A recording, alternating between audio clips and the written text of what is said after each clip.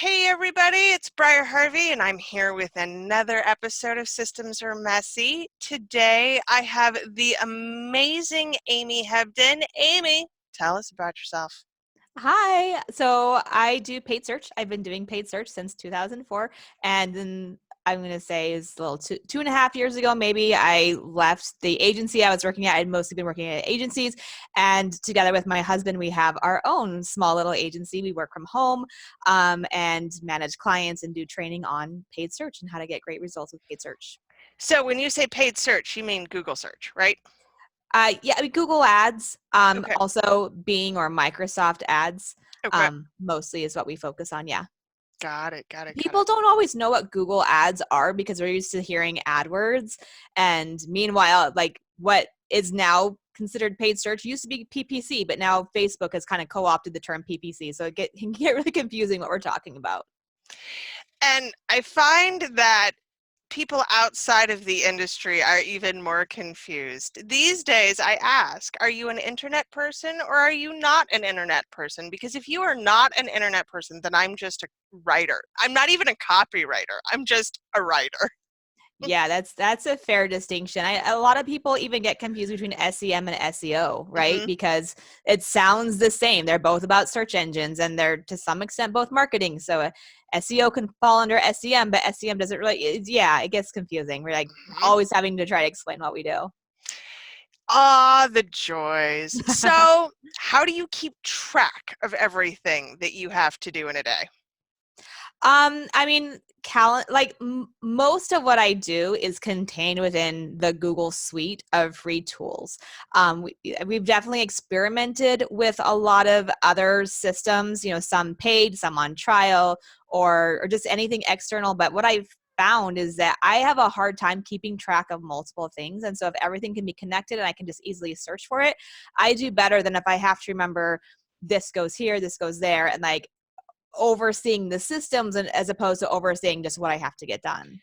So you're utilizing search then. Tell me more how that works for you. When you need to find something, are you naming things? Are you putting keywords or tags? How does that work?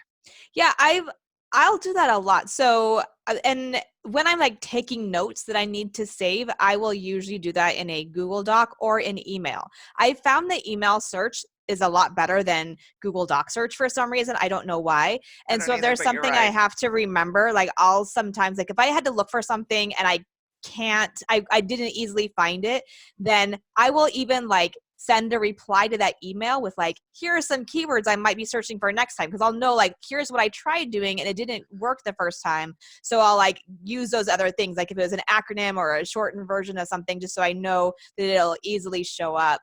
And I don't have to spend my time looking for it again. I don't always remember to do that, but when I do, it usually saves me a lot of time the next time I have to go looking for it. So it's all primarily living in email and calendar and docs, and I'm assuming you share all of this fairly cohesively with your husband. That would be nice if it were true. I mean, our company has its own Google account. I most frequently use my personal one, and then I'll have to remember to share it with our company Google account or with him, just because I am a fast and furious creator, and so it's just easy for me to have access to my primary thing that I'm doing. I'm like, oh yeah, you don't have access to that just because it's something I did doesn't mean everyone can see it. So then I'll have to go back and share.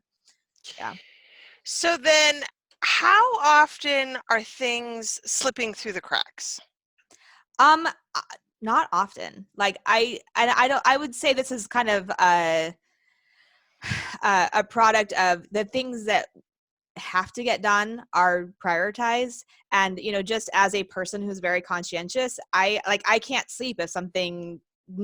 I'll remember it'll surface if there was something that somehow didn't get scheduled or something that didn't happen. So it's not a problem like, oh, I'm losing things, oh, I forgot I had this appointment, oh, whatever. It's just that I don't have it's it's kind of like if you're kind of a cluttered person, but you easily find what you're looking for, you know where stuff is. It's just, it's not tidy and immaculate to the outside spectator, but you know what you're Oh doing. no, So yeah. absolutely.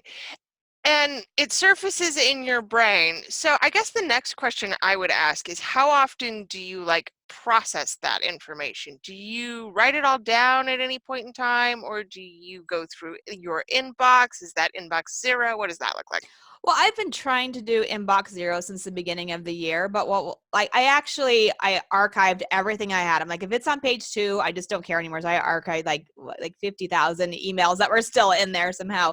And I started over. I've been maintaining kind of inbox 200. I'll like go through and process things. I found I get a lot of stuff that I don't necessarily need, but it's really hard for me to part with when it's in my inbox. I feel responsible for it. So that means making more decisions about Hmm. letting go of things rather than just ignoring them. What are you Um, hanging on to? What's hard to let go of? okay, let me give you an example. Remit Safety emails. Do I need them? Am I going to change my business because of them? No, but it's like I need to read it because it's there and it's waiting for me to see about his rich life that he's living, like that sort of thing. I get a lot of, I mean, they're not so much like e-commerce emails, but like emails from people I respect that I, tangentially follow for whatever reason. Those tend to be hard for me to let go of, even if I know it's just gonna be a pitch. I still want to see how they're promoting it. And so I kind of leave it in there until I've read it and processed it, and then I can just quickly archive. There was another part to your question though. It wasn't just about emails. How are you processing tasks? Oh, so I mean, so I've got a Google sheet that has clients, our client work, when we're contacting them, what we need to do. So we stay on top of things that way. I've been using a program called 750 Words. Are you familiar with that? Mhm. So I've been using that just to kind of like clear my head, either all at once or throughout the day. But like I said, I'm often creating Google Docs. Like it's every day I probably create like 5 new docs for some reason, whether it's presentations or, slides, docs, sheets, just because like I need to get this stuff out, so it doesn't live in my head, and then Right. it's a matter of like organizing it because then I'll have too many things up. So that's the challenge for me, but it's not a challenge that things are slipping through. It's just that it's not as organized as I would, imagine, that like systems people have everything like micro categorized, and I certainly don't. You say that, but we don't either. Like here is my stack of index cards. Now, I use index cards instead of sticky notes because sticky notes can be pulled off by small 2-year-old hands and then forever permanently lost. These can be put up high where he Sure. cannot reach them. But the concept really, I and I build systems for people. So the whole point here is that no, for all they're messy for all of us. They're just Hmm. stages of messy. What's Hmm. acceptable messy versus unacceptable messy? So when you're planning, what is it that you feel like you're doing well?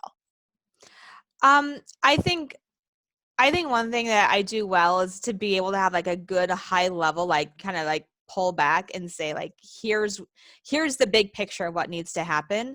And then that kind of keeps me from getting too lost in the weeds of the small things that can happen, or that maybe don't matter if they happen, or that can take a long time if you let them. And I'm not always great at that. Sometimes I spend time on the things that I shouldn't, or I get distracted on things that I shouldn't. But I think that overall I'd be in a much worse place if I just got distracted by everything and didn't have that ability to prioritize. And I think that's important, being able to say, I should be doing this, but it's really not that important to me, and I'm going to let it go.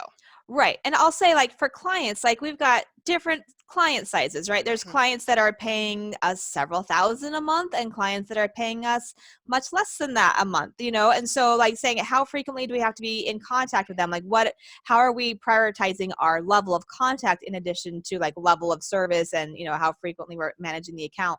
Just kind of saying, hey, our most important clients need to hear from us more often. Most important meaning larger engagement, not that they're more important Right. as, companies, but that, depending on the Larger engagement, accounts, we'll say. yeah, that we're managing to those expectations, as opposed to where I've honestly been in this situation before, like what's most interesting to me at the moment, or they're more demanding, and the whole greasy, what is it, like the squeaky wheel gets Gets the the grease. grace. And so like, oh well, he's asking me all these questions. It's like, no, they have those questions, then that will wait until Tuesday when we're going to be answering questions again, you know? So you then created like time blocks maybe around when you do certain activities, or is it more organic than that?